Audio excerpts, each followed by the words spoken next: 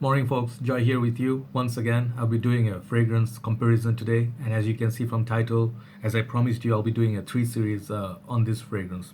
So today, I'll be talking about Dior Sauvage EDT and the EDP, the brand new EDP. I'll compare them both side by side, and it will be more of a discussion rather than like a like you know table wise, point by point. No such thing. I'll just giving you comparison and plus few other things, why companies do flankers, why there's EDT, EDP, and flankers after flankers. So I'll be talking about that, and then which one's more worthy of getting, is there any definitive answers, because people, they'll give mixed reactions.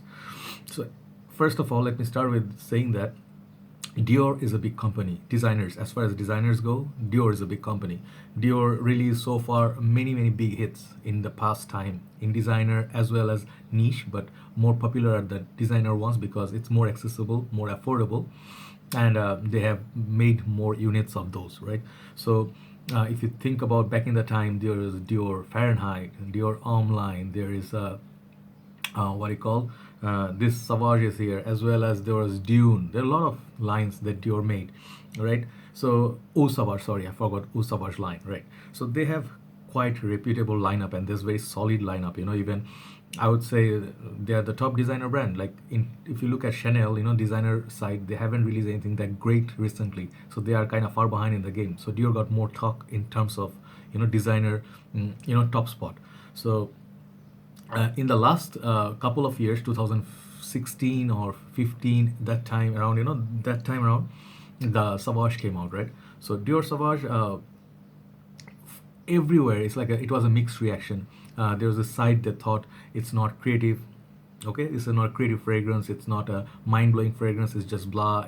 I was on the boat. I didn't find it to be very specifically very uh, what you call impressive, but also as well as I didn't get so much performance in Malaysia. But I came back to Bangladesh. When I came back during the winter time. I got really good compliments, notice, longevity. People told me that they can smell my fragrance after 5 days after I left their house.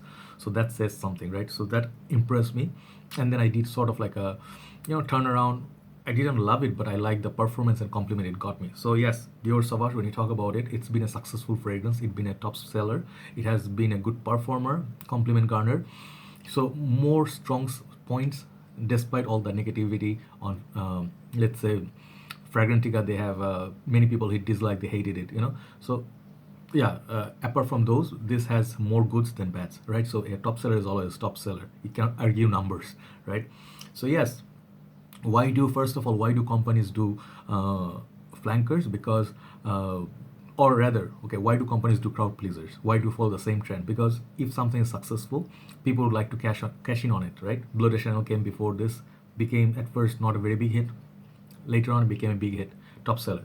Then after that, Sauvage came, right? So when people see this, businesses, they're after profit. So if something that is the trend, if lifestyle wise it suits the need, companies will come up with anything. And if a reputable company puts their name behind a fragrance, if let's say this was not Dior, if this was, let's say, any other brand, they released it, maybe it wouldn't get as big of a support or love that it got right now. So I'm just going critical analysis, but more or less, let's just say Savage has been a success, more goods than bads. So it was, of course, that some things will happen after a fragrance got, that's such a big hit. Few things will happen. First thing, there will be flankers, because companies will try to cash out, milk out, or build on the success. If you talk positive, they will try to build upon on the success of a successful fragrance. So they will try to give you more flankers. Some of them would be good, some of them would be bad, right? So similarly, we have now Sauvage EDP. Maybe in future time we'll have fresh, sport. I don't know. Anything can be possible, right? But what I'm understanding is Sauvage is not shutting down. I mean, Dior is not shutting down this line in a hurry, because Sauvage already, another thing, it's still selling. The EDT is still selling. It's just cheaper than EDP right now. Still selling a lot. There has been loyal fans and people who actually would buy the EDP, even blind buy, because they love this so much. I was one of them, because I have been a fan of Sauvage. I say it often, it's not my top number one, but it has been a great performer and loyal fragrance. So right now, what I'm going to do is I'm going to put them side by side, and I'll tell you which one should you go for, or rather which one is what, right? So in this hand I have the EDT, and the left hand I have sprayed the EDP just like 10-15 minutes ago. So I can smell that side by side. Okay, so my initial impression, you have seen, must have seen on the EDP. Check it out if you haven't. And the EDT here, I've been noticing some people are really giving bad like comments on it. It's okay if you do not like a fragrance, that's fine, but talking about people's lifestyle and then choices in women, not really cool. But some other people, they are saying like EDP is not a must buy, it's not a different of fragrance than this. So what are the differences? First of all, price point wise, okay, Sauvage at this present moment, EDT, it will go around I think $85, 100 ml. For this is 120 200 ml, and this is 100 ml. So if you compare 100 ml per 100 ml, EDT will cost you cheaper than EDP. So of course some people cannot understand why. Of course a brand new fragrance is always more pricey. I've seen on a page some guy was saying that, why is this more pricey, this should be cheaper than this. They don't know what they're talking about. Anyway, so naturally the new ones always are pricey. So price wise the Sauvage is cheaper. Second of all, concentration wise, this is EDT, this is EDP. All right. Third point is the smell. Okay, very important, smell. So when I know Sauvage for a very long time. So the thing is, problem with brand new fragrances is it's hard to establish or achieve the number of years that a current fragrance has success story of. Like let's say Sauvage, people know already, they know the DNA. Most people don't own it yet. They're speculating, they're seeing reviews, testing. So to get the success of Sauvage EDT, it will be challenging for EDP, even though this is a popular DNA. But one thing we can be sure of, that this is Dior. People, even if this fragrance is nothing mind-blowing, people will still buy it because they want to buy a reputable fragrance company release, right? So my prediction is people will still buy the EDP in time. Let's say 1 year from now, this will be reformulated for sure, and this would be like a top seller, like Bleu de Chanel EDT and EDP, right? So smell wise, how different are they? What I really feel that is there is a difference, definitely, for sure. When you spray it at first, this one Sauvage EDT has more peppery kick and more fresh, and it's more projecting, it seems like, and but it's more sharper. This one, the EDP, it feels more denser, more thicker, and it has more sweetness, creaminess, and less peppery kick. So it's definitely more the EDP. It's more for like, let's say, formal usage. It's a little bit more formal than the EDT. This is more casual. It can be used also formally, but this one smells a bit more premium than EDT. That's my opinion. Second of all, that is okay, let's talk about performance. So far, the wearings that I did, I was like, I got different things at different time. Initially, when I sprayed this one, the EDP, it was very strong. People smelled it. People can smell it from far, so it's not weak. But longevity-wise, they are more or less kind of in the same category. But the projection-wise, I think the EDT projects better than EDP, so it stays closer to skin. But the thing is, this is supposed to be like a flanker, right? And when people are saying they are not different enough, the smell is kind of close, most likely if a flanker is out, flanker is supposed to smell very similar. So in that way, I don't think any problem is they cannot bash this fragrance. They just maybe have the criticism that this is the EDP for the price point is not super uber performance wise. My conclusion is it's not super uber different than Sauvage EDT. So do you need both, right? Many reviewers will be saying no. Many reviewers, I've seen it, they give honest opinion, and I respect that. Definitely, I also give the honest opinion. I said initially, if you have been a fan of Sauvage, you're gonna buy this at some point. You will be tempted. Most of the people will be tempted. But at this present moment, my conclusion is if you do own the EDT, right, and you're using it, you're happy about it, it's already proven, right? You don't need to risk it, right? You don't need to, like, let's say necessarily if you're just a consumer or just a user, no need to upgrade to this, okay? Because to a like general nose, they will smell pretty much the same. People cannot detect the differences, okay? Maybe on the top note, but afterwards, dry down, they smell kind of identical. But to a frag head or who's like, they know these fragrances like every day, they smell, they test, they'll be able to tell some subtle differences. So does it justify the price point? Yes, it does, because brand new release, as I told you, is gonna cost more. With time, maybe they'll be discounted a little bit, but Dior and Chanel, they don't. So Performance wise, season wise, versatility wise, I think they're both great for all year round. I can use it, but Sauvage, I notice it's amazing. Winter time it's amazing, on summertime also, but summertime it I cannot detect it, but others can on me. All right, so the Ambroxan and then Isoe Super, I guess, has something to do with it. Same thing I think is gonna be with this, but I notice in the high heat it smells a bit too much. All right, I don't want that too much because that sweetness can be amped up due to the heat. So EDP, I would rather wear it in the air conditioning zone, not super high heat, which you can try it with the EDT.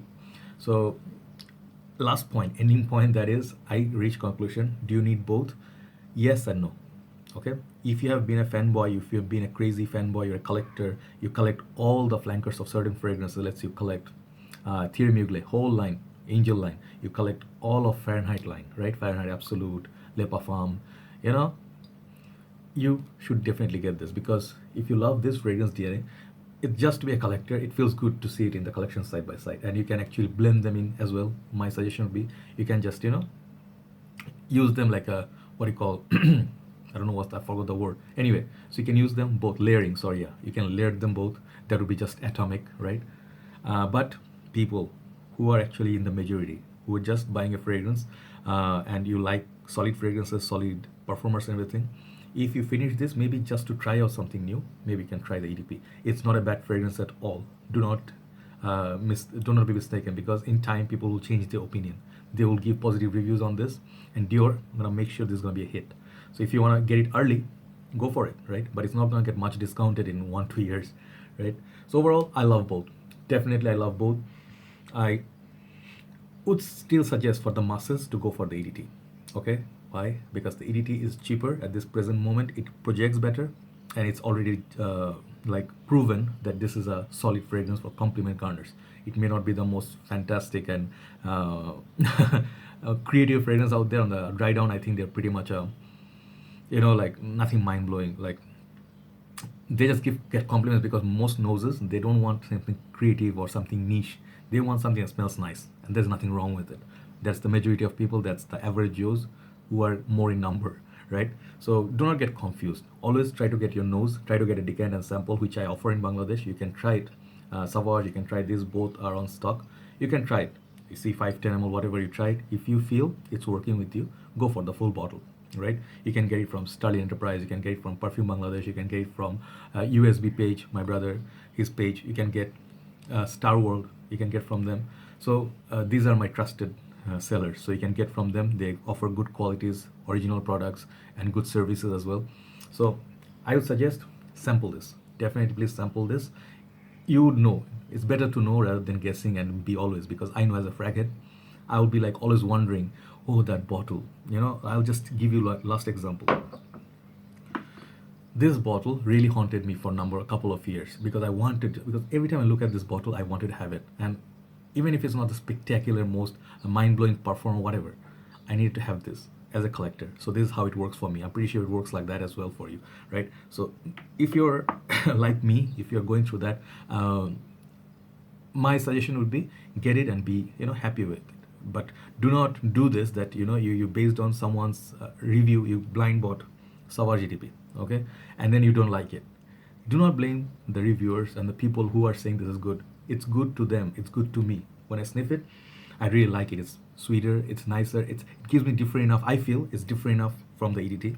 It gives me still the same pleasure. For me, if it projects a little bit less than EDT, it's not a problem for me, and I don't mind the price point for me, because I paid for it, right? So if you don't want to pay, go try a decant or go stick to the Sauvage EDT, right? It's totally up to you. But ultimate verdict, if you're tired, if you used in Sauvage and EDT and you've been a loyal fan, you just want to upgrade, go for it, upgrade. But if you just want to stick to your, don't want to take too much risk, don't want to waste too much money, stick with the Dior Sauvage EDT. A bestseller is always a bestseller. You cannot argue numbers, you cannot argue sales, all right? And many people may hate on this. It's been a long video as well, but popular fragrances, you know, if someone's telling you it's too popular, that's why you should avoid it, it's kind of rubbish, right? Because they don't want you, because they enjoyed their fair part, they don't want you to enjoy your good times. So do what you want to do, right? But EDT for now looks like has a little bit edge over the EDP, because EDT has better projection. That's what I would say, and bit more versatile as well in that way. It's like, but oh, one last thing. Okay, one last thing, that is Dior Sauvage EDT can be very aggressive. That peppery, the kick, and then it can burn your nose. Sometimes people find it's very overpowering.